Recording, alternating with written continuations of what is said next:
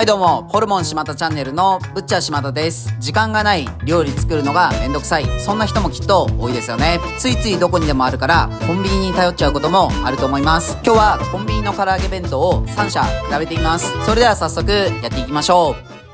日々生活をしていて時間がない、仕事から帰って料理作るのがめんどくさい、そもそも料理をしない、だから普段からコンビニを頻繁に利用しているなんて人もきっと多いですよね。自分もよく利用しています。どこにでもあるし、いつも新作や新商品が並んでいて通っても飽きませんよね。最近物価上昇で値段高騰の波がコンビニにも押し寄せています。今日はセブンイレブン、ファミリーマート、ローソンのコンビニ3社で唐揚げ弁当を買ってきました。この価格高騰時代にコンビニ各社がお弁当でどんな工夫がされているのか見てみましょう。袋から出してみるとそれぞれお店によっても唐揚げの個性がありますね。画面向かって左からセブンイレブン、ファミリーマート、ローソンです。まずはこちらがセブンイレブンの唐揚げ弁当です。値段が税込み594円です。率直な感想として唐揚げ弁当高くなりましたかね。勝手なイメージでコンビニの唐揚げ弁当はリーズナブルな価格帯でしたが、やはり値上げの波は押し寄せているようです。カロリー818キロカロリー、タンパク質 34.9g、脂質 27.5g、炭水化物 108.6g。 改めて見てみると唐揚げ弁当は結構カロリーがありますね。次がファミリーマートのこだわり唐揚げ弁当です。値段が税込み568円で、今回キャンペーン中で50円引きです。なんだか得した気分ですね。パッと見セブンとの違いはご飯にごまがかかっています。あとはバランが使われていて彩りが綺麗ですね。カロリー702キロカロリー、タンパク質 27.7g、脂質 21.5g、炭水化物 100.6g。 セブンイレブンに比べると全体の栄養が低いので量が少ないのかもしれません。最後はローソンの鶏の唐揚げ弁当、値段が税込み592円です。ローソンは何店舗か回ったんですけど、店舗に配達されるタイプの唐揚げ弁当は見当たらないですね。竜田揚げ弁当とかはあったんですけどね。なのでこの店舗で作るタイプの唐揚げ弁当を買ってきました。唐揚げは他2店舗に比べても大ぶりでキャベツが敷かれています。あと文字おこしょうがついていますね。カロリーが772キロカロリー、タンパク質 35.2g、脂質 30.8g、炭水化物 90.6g です。他の店舗に比べて炭水化物が低めなのでご飯が少ないとかですかね。すべて蓋を開けるとこんな感じです。見た目としての第一印象は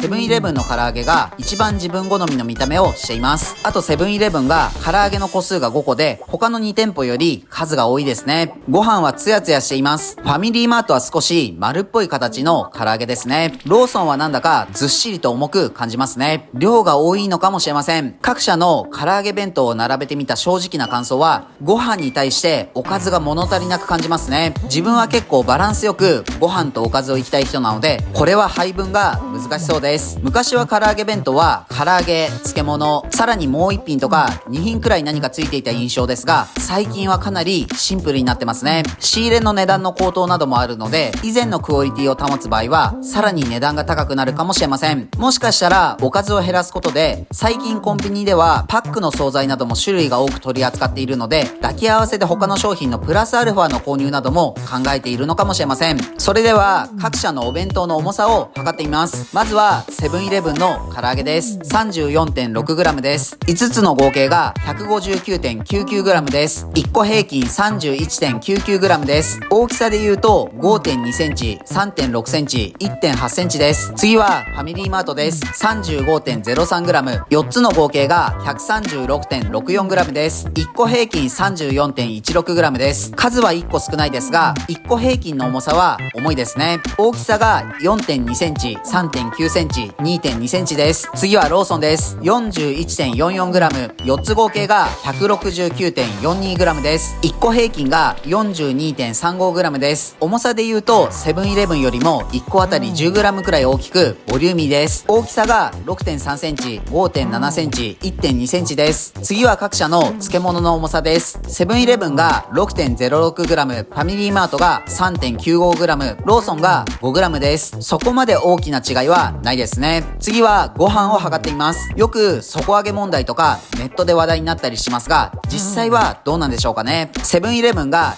216.95g、ファミリーマートが 198.62g、ローソンが 197.23g です。セブンイレブンが少しご飯が多めですね。このお弁当は特に底上げはされていません。ローソンのキャベツが 21.68g です。合計するとセブンイレブンが 383g、ファミリーマートが 339.21g、ローソンが 393.33g です。ファミリーマートが他2社に比べて 50g 前後の差がありますね。だいたい 400g くらいがお腹いっぱいになる目安とも言われたりするので、このお弁当だと少し物足りないくらいで、プラスアルファ何かを食べて満腹って想定かもしれません。それでは次に唐揚げをカットして断面を見てみます。まずはセブンイレブンです。ちょっと衣が厚い部分がありますね。肉は丸めてるような感じですかね。ちょっと冷めているからかもしれませんが、ジューシータイプの唐揚げではなさそうです。次はファミリーマートです。あれ？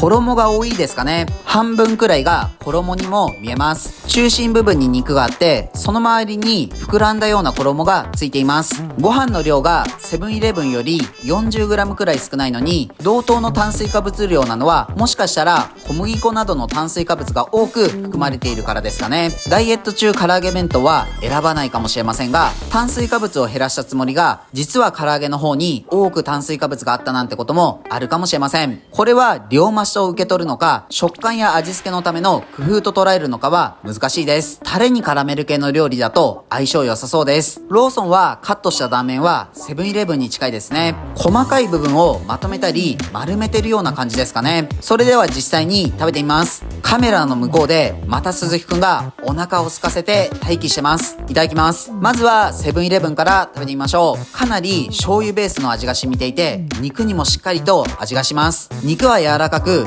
ジューシーではなく柔らかい、噛み切りやすいといった感じです。結構飲み込んだ後に口に広がる旨味が強いですね。次はファミリーマートです。やっぱり周りは肉ではなく衣っぽいですね。セブンイレブンに比べると少し甘めの味付けです。次はローソンです。一番ニンニクが効いてますね。一つの唐揚げが大きいです。それではご飯を食べてみます。それぞれまずは食べてみます。セブンイレブンですが、一番粒が立っていて少し固めな好みの炊き加減です。ファミリーマートが一番ご飯が柔らかめです。このごまがかけてあるのは香ばしさがあっていいですね。次は漬物をそれぞれ食べてみます。セブンイレブンは少しピリッと辛めなつぼ漬けですかね。ファミリーマートローソンはしば漬けで、ローソンの方が少し酸味があります。すべて食べ比べましたが、唐揚げの味付け、ご飯、漬物など総合で考えると自分はセブンイレブンですかね。ただプライベートでこの唐揚げ弁当を買うかと言われるとちょっと悩んでしまうのが本音です。このまま行くと未来には漬物はなくなり、ご飯と唐揚げ3つで600円とかになりそうですよね。動画の撮影で飲食レビューなどでいろいろな飲食店に行くとコメントで値段が高いとか、どこどこはもっと安いって書かれることがよくあります。値段が安いことはもちろん買う側としてはありがたいですが、適切な値段での販売はしていく必要があるように自分は感じます。適切な販売価格をつけることで、仕入れ業者さんや生産者さんも適切な価格で販売をすることができます。値段に見合った価値を提供できるように工夫をしないとですね。今日も美味しかったです。ごちそうさまでした。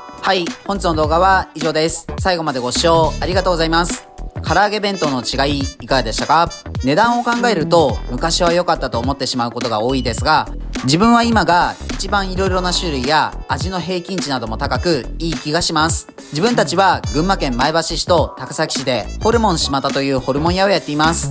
群馬には美味しいお肉を食べられるお店がたくさんあるので、もし群馬に来た際はいろいろ探してみてください。この動画がいいなと思いましたらチャンネル登録、高評価よろしくお願いします。